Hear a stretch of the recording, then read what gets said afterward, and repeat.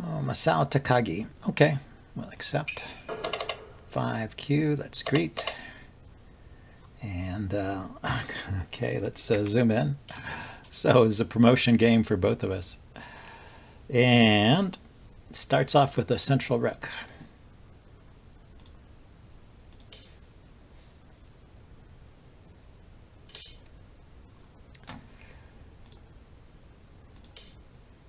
Someone did this to me once, and I found it very annoying. With the bishop and the pawn here, there's no, you can't push the central rook side can't push that pawn. But I do have to worry about keeping my bishop defended.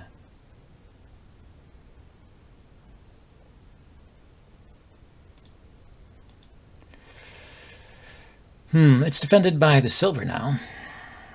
What kind of castle do I want? Yeah, I think I want to go for some kind of maybe a Gengi or maybe a Yagura castle.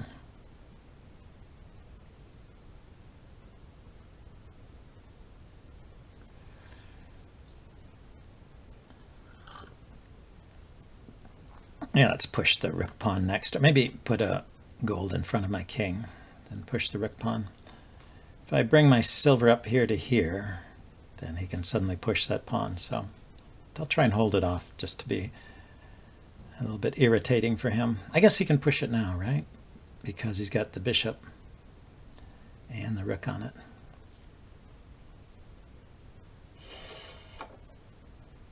Your opponent disconnected. You can declare win. Okay, I wouldn't want to declare a win for a rank-up game due to a disconnect. That would be pretty awful.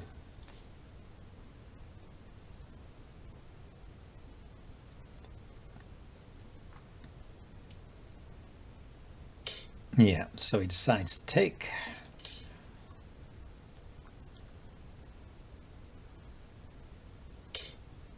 And drop the bishop there. Okay, yeah, so he promotes. Let's see, this needs to be defended. And this needs to be defended. So I can attack the bishop with my king.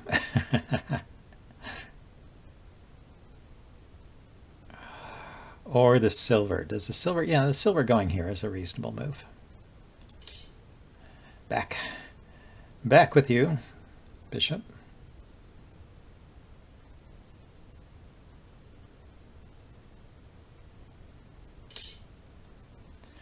Okay, let's push the rook pawn. It's not. Oh, I could move my king over one space. I was going to say it's not too easy to castle, but I can step over one space.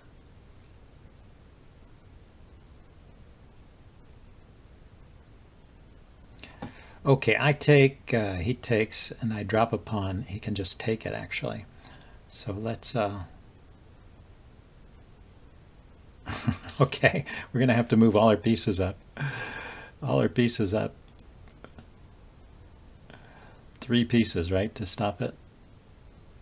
If I drop a pawn now, he takes, I take, he takes, I take, he takes. Yeah, he gets the last take. That would be like two generals for a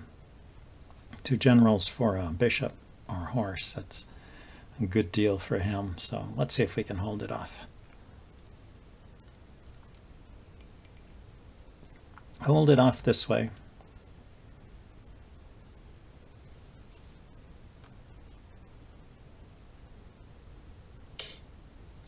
Yeah, he's just attacking with 2 pieces. Okay, now he's looking at the silver.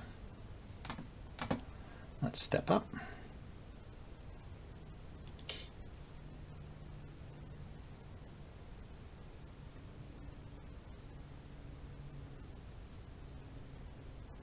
So I can still make some kind of castle here. Bring my king over. I'm just down a pawn for no particular reason. And I have a bishop I could drop. I could drop my bishop here.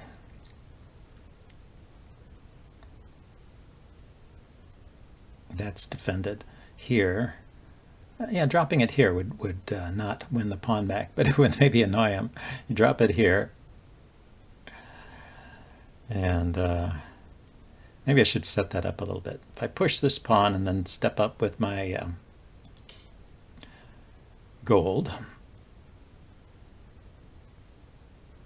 And then a bishop drop here would fork this pawn and this pawn.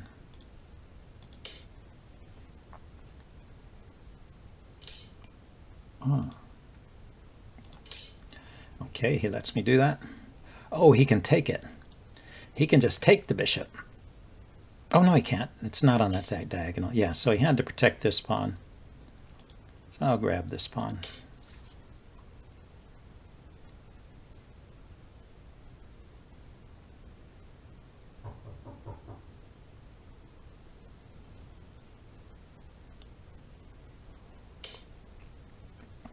Okay, now carefully avoiding bishop entrapment here. He can attack the bishop here.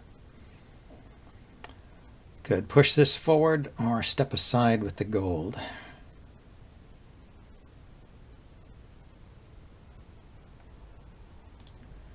Step back with the gold here. I'm not sure about pushing the pawn.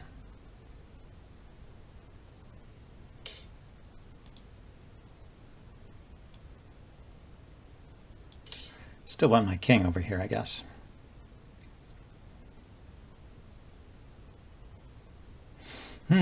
Oh, you know, I probably should have stepped back one more because he can just push the, he can just push that silver forward.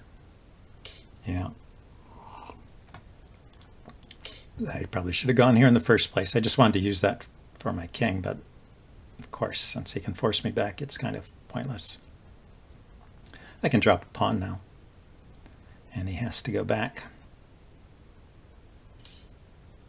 He drops a pawn first. Okay, but I thought I had this covered, so let's see if this is true.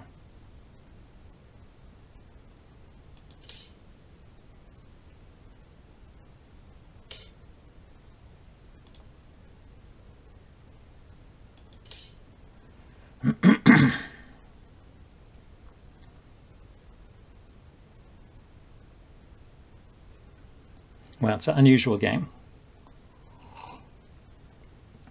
A little bit out of the ordinary for me.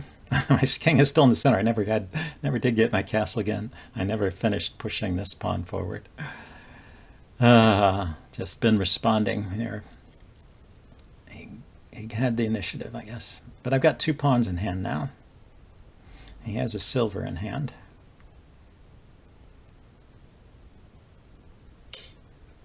Okay, he brings the rook out. Maybe he's going to shift over to another location. So what can I do? Silver here would attack his rook, or here. Where is he going with the rook? This way? This way? This way?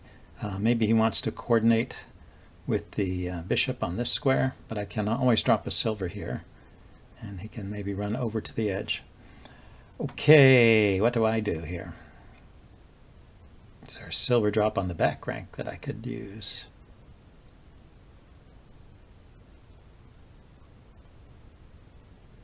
I think I will just move my king.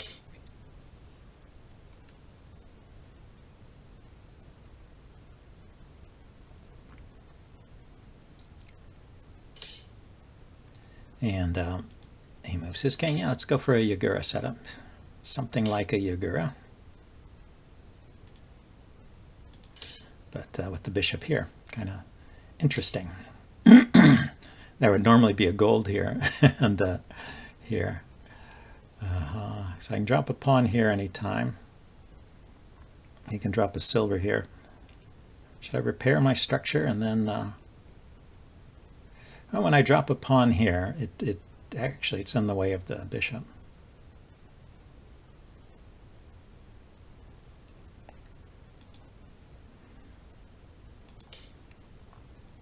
Keep this silver in hand. Maybe push on this file. Okay, so he's doing an edge pawn. Looks like he's gone into slow mode here after starting fast. Okay, the horse is on the same diagonal as my king, or my king is on the same diagonal as his horse. I can bring a gold over here to help shore up this pawn. It's already got 2 defenders. But he could push a pawn. Might need an extra defender. Well, no, the silver's defended by the knight. That's pretty strong. It's weird dueling golds here. I don't know what that is. I should probably just bring a gold up to have better shape here.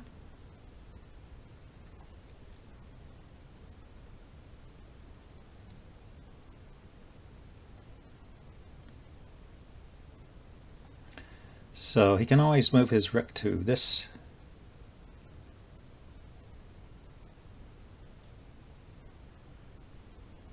file in front of his king. Okay, the horse, it's coming out. It can now come to this square.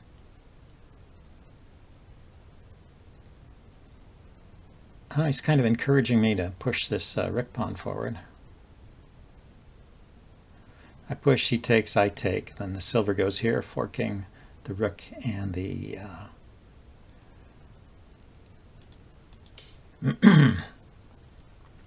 forking the rook and the gold. That was his idea.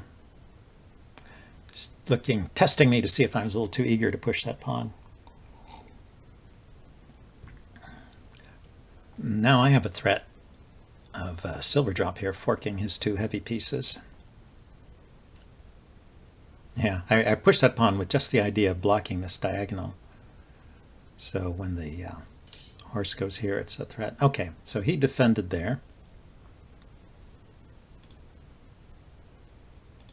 It's another way of threatening those two pieces.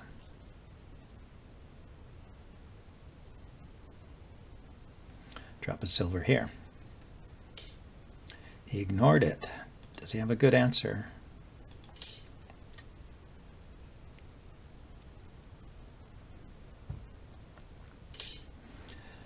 I have another pawn I can drop here. Okay, he's got two silvers in hand. Ah, he is winning this pawn here if I don't defend it.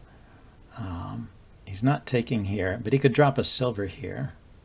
I could take and then drop a pawn. Let's push here. Oh, let's first look and see if I have any good bishop drops.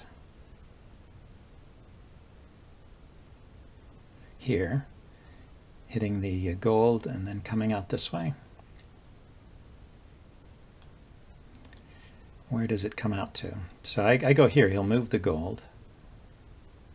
And then I could come out to this square. Not exactly. I can't exactly go there, can I? Because his rook is covering it.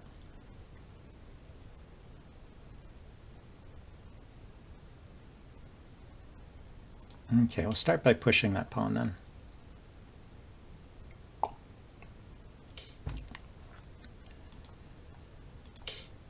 I have a promotion here. Yeah, so he wants to react. Now what?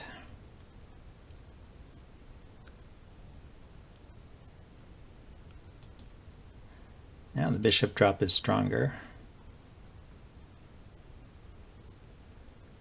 I could threaten to take here with the bishop. And then break through with my dragon. Yeah, so the bishop drop here is a fork now, right? That's loose and that's loose. He's got two loose pieces there.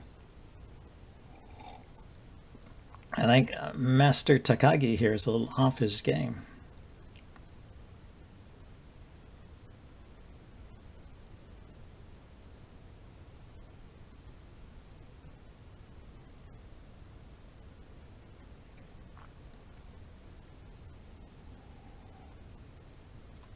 Given the choice, I'd prefer to take the gold and then break through here. But let's see what his next move is.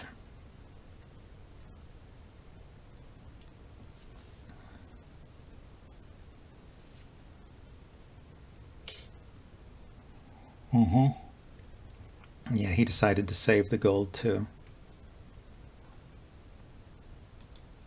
Let's take the silver and promote.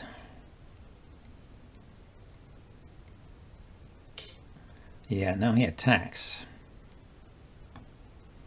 So I could, is there some distraction technique here for the king? No. Not an especially good one anyway.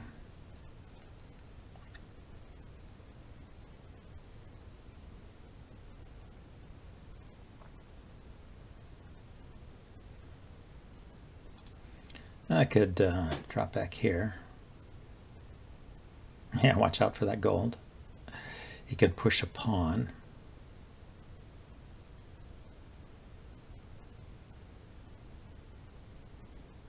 I mean, here, watch out for the knight. Here, he can push a pawn. So here,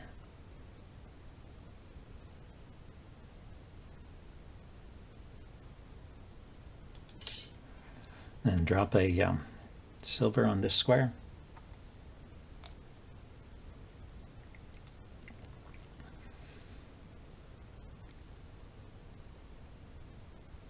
Or maybe, yeah, maybe I'll bring out my other bishop here.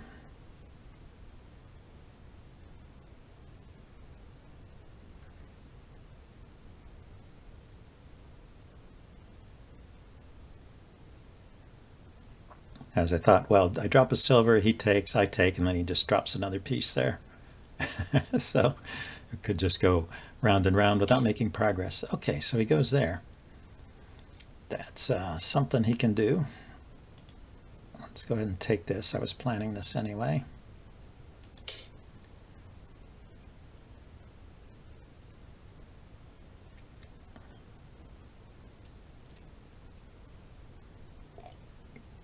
Now I can promote this bishop to a horse here.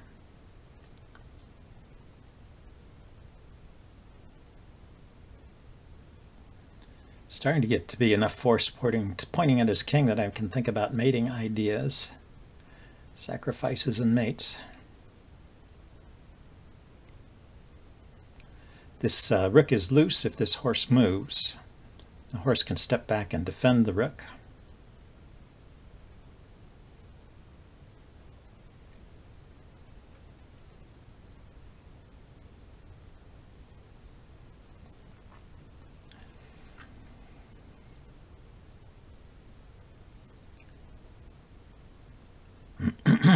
Now maybe he's calculating, if he drops a silver and I take his rook, he takes my horse, I take his silver. So I get a rook and a silver for a horse. That's pretty good. So he defends the pawn. And okay, and he trades the bishop for a rook. He allows this bishop-rook trade. I think that's okay, because I have this, this rook drop here. These golds are just far enough apart that I can fork them, and the horse is looking at this gold. And this one is undefended.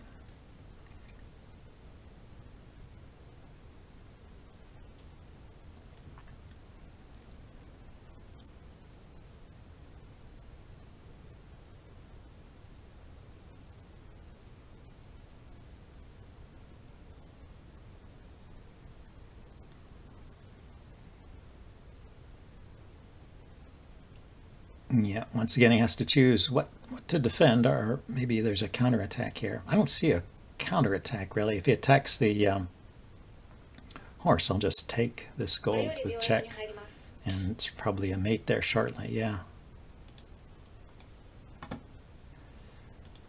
Yeah, I think you want the horse. Well, I should pause to calculate.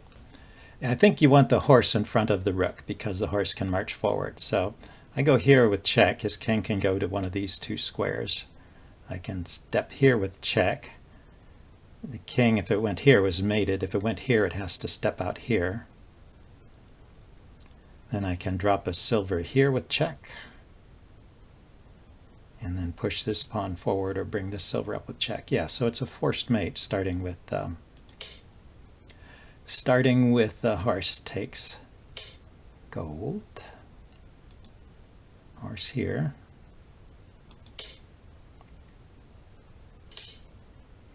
I should drop a gold here rather than a silver. That's much more convincing. And he has nothing on this square, right? It's defended, he can't attack it, his king can't go anywhere, my pawn is guarding this escape square. And I win. Well, that was a pretty nice game, and I ranked up, as you can see. Well, I had Elmo take a look at my game, and this is what the graph came out like. I am Gote here, and my opponent is Sente, and so the bars above the line are favorable for my opponent, and the bars below the line are favorable for me, and I did win at the end. I was particularly interested in this because my opponent was playing the central rook, and I've tried to play it a few times, and I've had some trouble coming up with a strategy, so let's see how my opponent makes this work. I did make a pretty simple mistake here in the beginning. This early pawn push seems to be okay.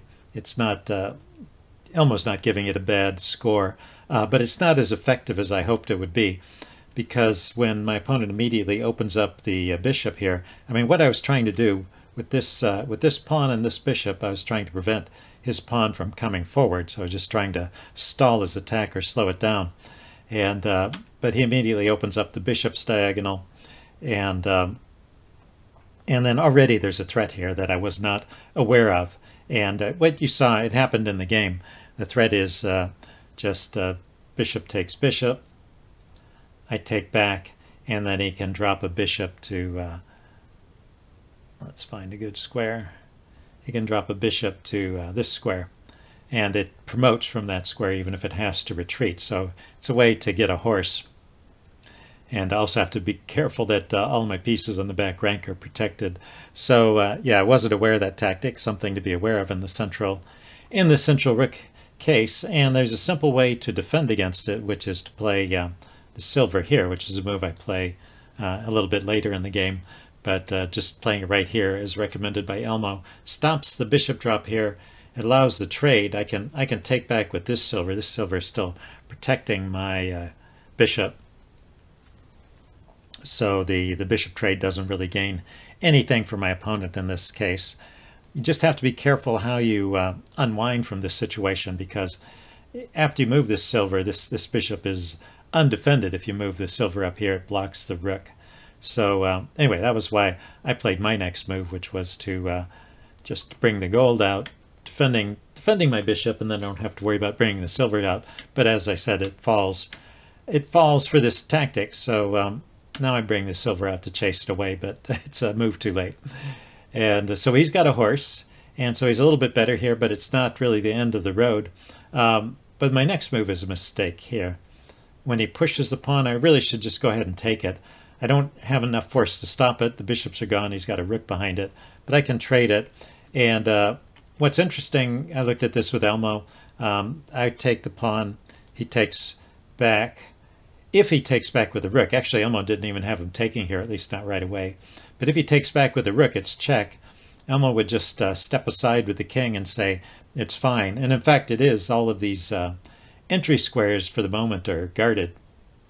So maybe he'll be able to threaten to drop a piece, but I'll be able to bring other pieces over to defend that. So it looks like this is still okay if I just take there. Still slightly better for my opponent, but the move I made, where I just let him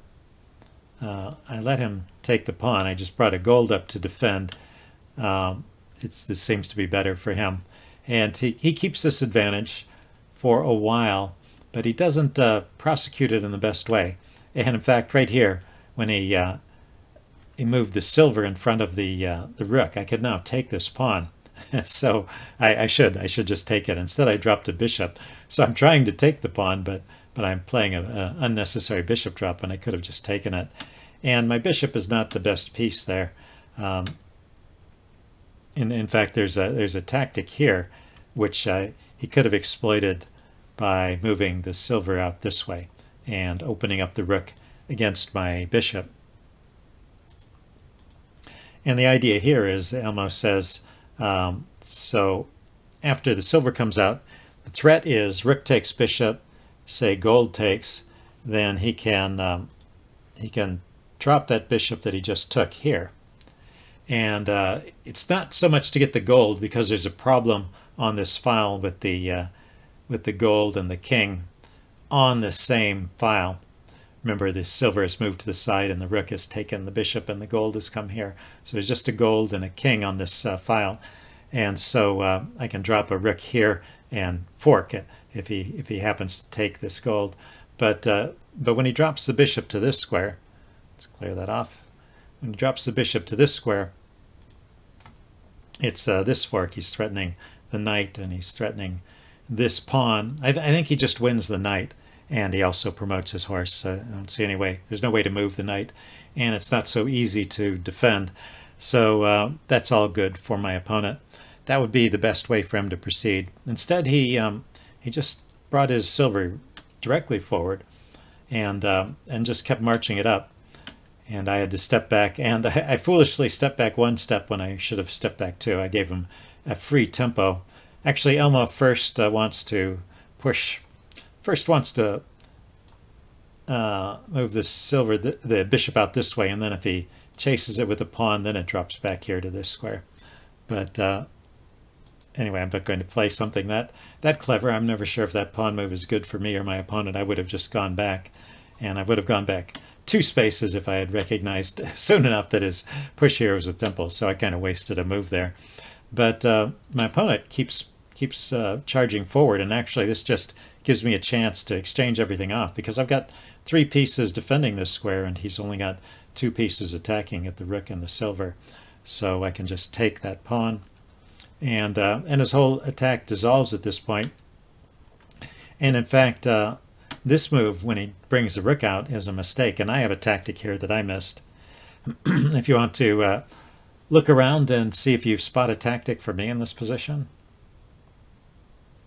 Okay, pause the video if you want time to think about it. I'm going to give the answer way here.